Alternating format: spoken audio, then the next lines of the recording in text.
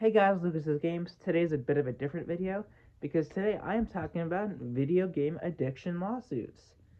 And I'll be talking about, let me quickly grab my tablet.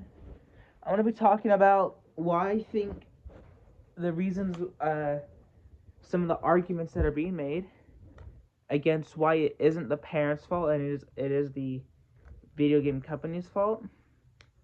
I'm going to talk about why I don't think those are true. Um, if you want to look what I'm reading, look that up on so look up on Google video game addiction lawsuit isn't the parents' fault, and it will say basically it's the video game. Don't blame the parents. And I want to be talking about why that's not true, and why I think it's just an attempted cash grab, because parents are mad at themselves for their bad parenting. So So the four, I won't be going into. I won't be reading the bullet points. But because I don't need to, because the bullet points are the four main reasons, like under the bullet point. Yeah. But I'll be talking about these things right here. Like I'll be reading these, but I won't be reading like the bullet points to argue for their argument. Intentionally designed for addiction, failure to warn and lack of parental controls, profit-driven practices, and challenging the parenting failure narrative. Now that one I will read the bullet points because that one is a bit trickier. But let's first talk about the intentionally designed for addiction. Intentionally designed for addiction is that's tricky to say. You can't compare it to nicotine, like cigarettes, because cigarettes, those are 1,000% intentionally designed to get you addicted to come back from coming more. Now parents want to say the same thing with video games. They make it so addicting. No, that's not how it works. It's not they make it addicting, and that's why they go back to it. That's not. The addict. It's not addiction, and the side effect is I'm coming back to it. The side effect is addiction, and what I mean by that is they are making the game. They are adding. They are adding replayability, which is causing some addiction to play. And and I want to be quickly saying that's the parents' fault. They want their kid not to play constantly every day, multiple hours, like 10, 10 hours a day, 12 hours a day. That is on you, parents. You have a choice of doing stuff, and I'll be talking about the second reason. Intentionally designed for addiction is going to be a hard narrative to challenge, and the developers are not intentionally making it addicting to attack kids. Because here's the thing. I'm gonna quickly pull up one of my games on my Nintendo Switch.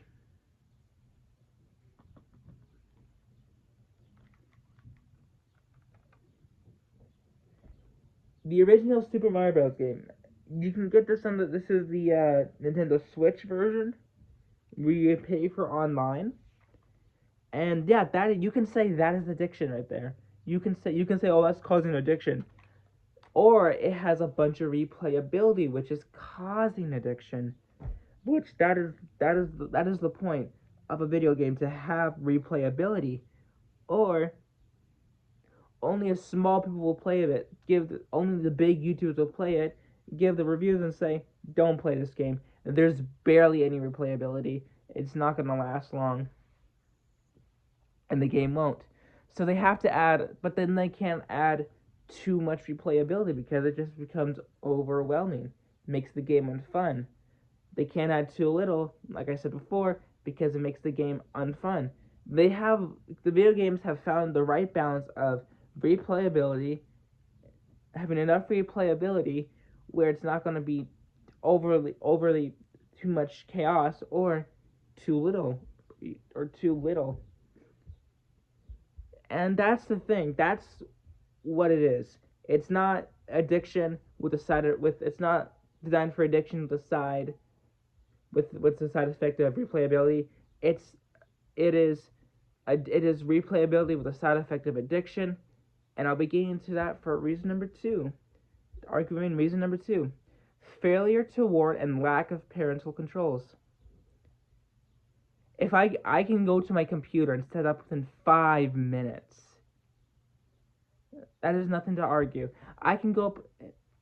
I can actually do that on my Switch. Let me quickly close my game. You go to under settings. 1 second. It's under. Here we go. And that proves it right there. It is not that hard to set up parental controls.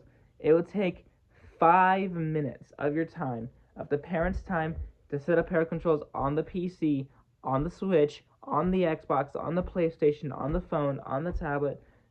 I'm pretty sure about the phone and tablet. I'm pretty sure they have phone and tablet. I'm pretty sure they have parental controls.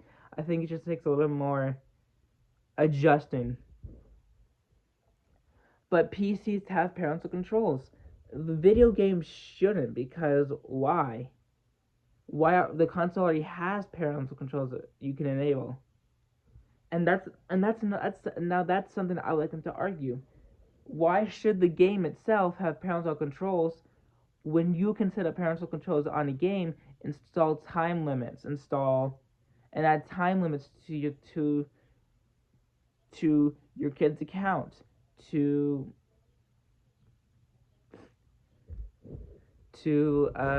all the games. Like, you can set one setting, and any video game is hooked up to one, and all the video games are hooked up to one timer. It is that simple. I actually can do that on my PC.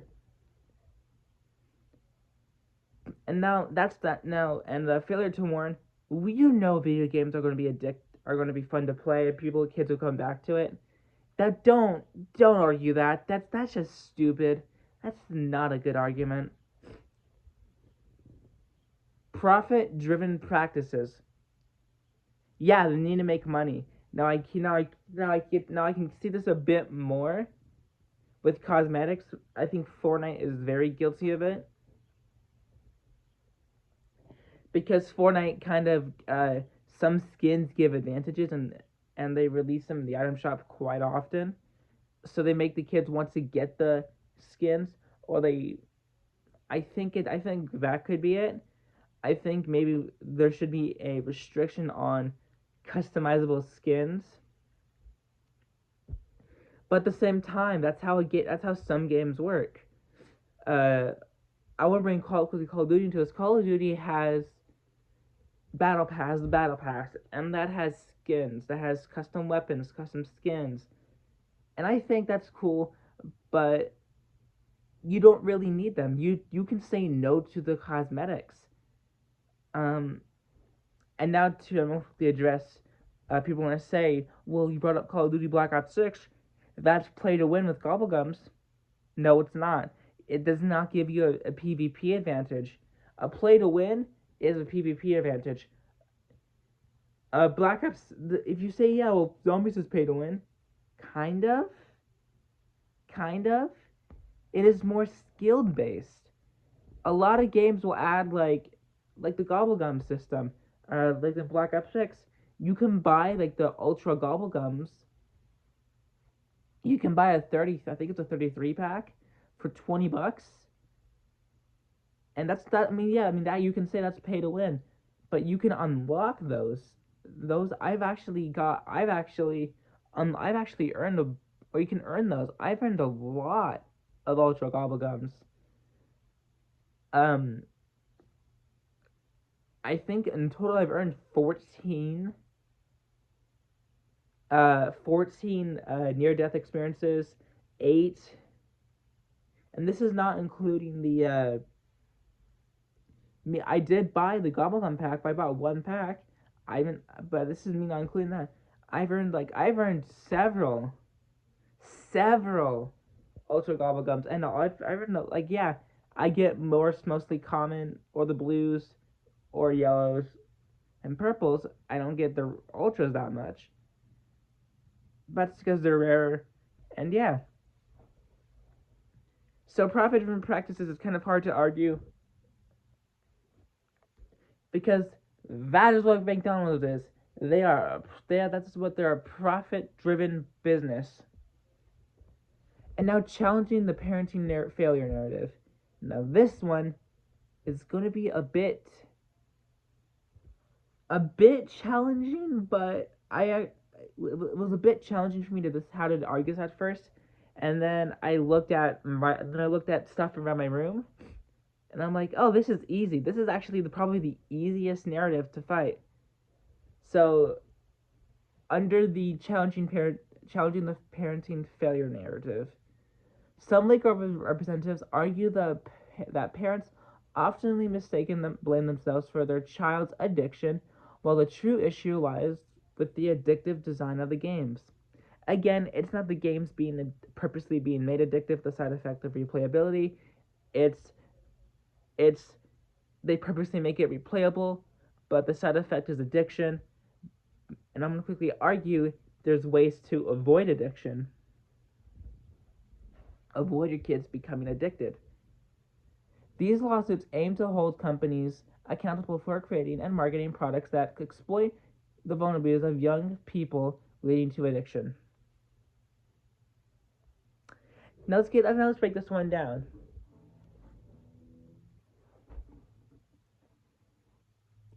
Have them get a hobby outside of video games. It is not that hard. Pick near me.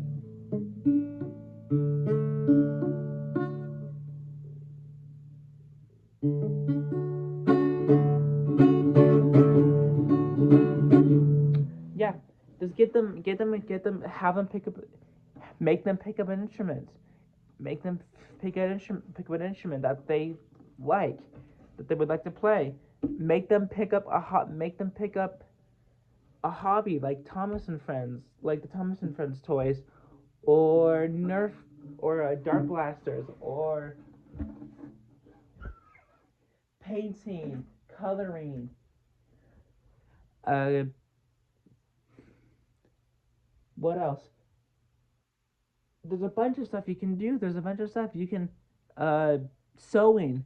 Some kids that can. I would say get them if they want. If the little girls might like to sew. That's one of my arguments. You can have your kid pick if you're just letting your kids play video games on all day, and now you're suing the company. That's gonna look like bad parenting, and people, yeah. I don't know what my parents think of it. My mom thinks of it. I know how my dad thinks of it. He says it's stupid that parents are trying to exploit it. But again,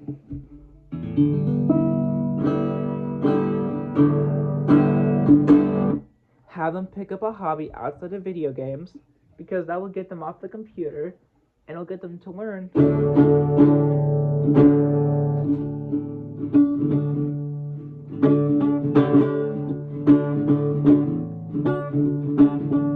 Yeah, I don't have a pick on me, so I can't play very well. Again, having your kids pick up a hobby outside of video games will lead to less addiction, lead to less playtime, and having them go outside more. For me, my hobbies include guitars, swimming, playing with my Thomas and Friends toys, doing model railways with model engines. Yeah. And to the parents, I guarantee there'll be some parents. Well, that's more expensive than video games. Video games should be less addicting.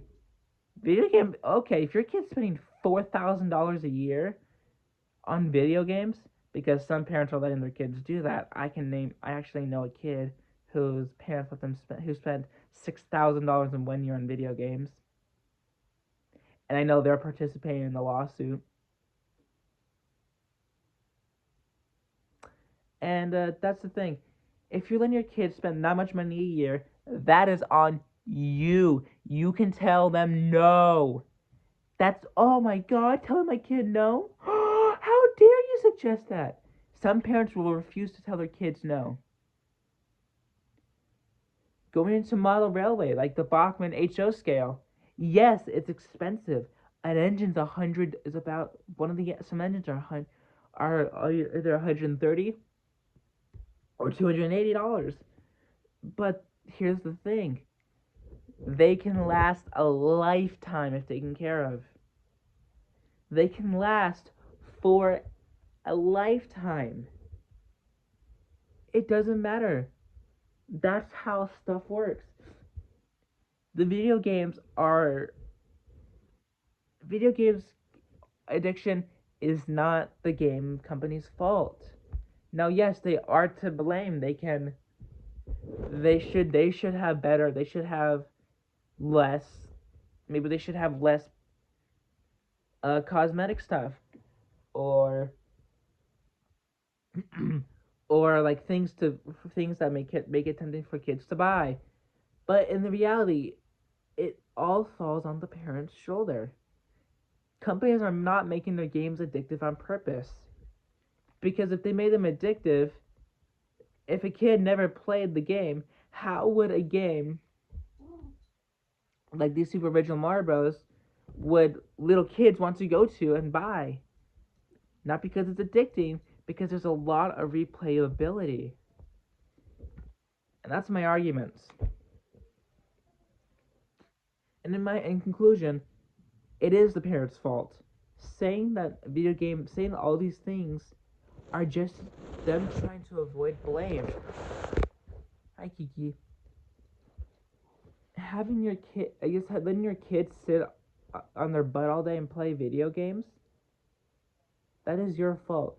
I play a lot of video games, but for me, I set aside 1 day a week. I can't play on my Switch or my PC, but I'm still allowed to watch YouTube on my phone. That's the one thing I do. And guess what? I don't play. I seen better attitude adjusted in me. Now sometimes I can get cranky, but who can't get cranky some days? And again, have your kid pick up a hobby outside the video game. Have them pick up an instrument. Have them pick up a sport. Because I guarantee you will realize eventually, maybe not right now, but oh my god, it was me the whole time. I should have made my kid pick these stuff up a long time ago. And that's all I'm gonna say. It is not the video game company's fault, but how parents are saying, they are to blame on some surface, but in reality, it is the parents' fault for not making their kid pick up a hobby and making them go outside more and play, go doing chores, go ride a bike, go learning the guitar, or learning how to get along with other kids, or picking up models. In reality, it is the parents' fault, not the video games company fault. I will be making videos on ways to help fight, to help the parents get better, make their kids better at getting off the computer, to help the parents so they're not just being flamed. But yeah, if you guys see this video, please like and subscribe. Make YouTube algorithm show more people this, because I really do think this needs to be said. And I do think if you keep saying video games are the blame is only lied to the video game companies, please go read a book. Please go actually do some research on how video games are made, because they're not purposely made addictive. They are purposely made to have replayability, and the side effect can cause addiction.